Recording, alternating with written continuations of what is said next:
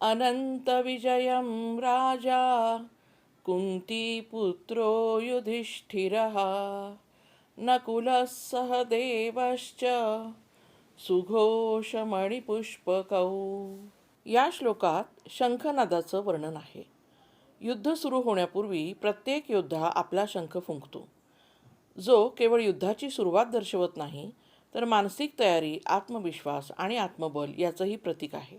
आता तात्विक अर्थ जर बघितला तर असं सांगता येईल की प्रत्येक शंखाचं एक विशिष्ट नाव आहे. उदाहरणार्थ, युधिष्ठिराचा शंख अनंत विजय म्हणजेच सतत विजय मिळवणारा, हे त्याच्या स्वभावाचं आणि उद्दिष्टाचं प्रतीक आहे.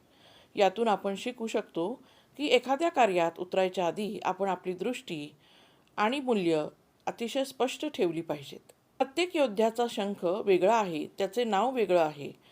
याचा अर्थ असा आहे की प्रत्येक व्यक्तीची ताकद, क्षमता आणि ध्येय वेगळी असतात. आपण स्वतःला इतरांशी तुलना न करता आपली ओळख समजून घेतली पाहिजे.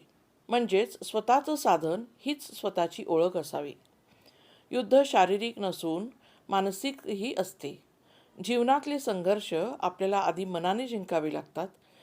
शंख म्हणजे त्या मानसिक तयारीचा आवाजच आहे. सर्व योद्धे मिळून शंख फुंकतात. यातून हे स्पष्ट होतं की संघबद्धतेने कोणतेही कार्य प्रभावीपणे करता येते.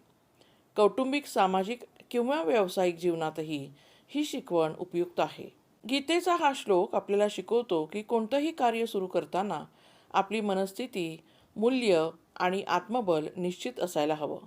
स्वतःच्या स्वभावानुसार साधनं वापरून आत्मविश्वासाने आणि संघशक्तीने आपण कोणत्याही संकटाला सामोरं जाऊ शकतो.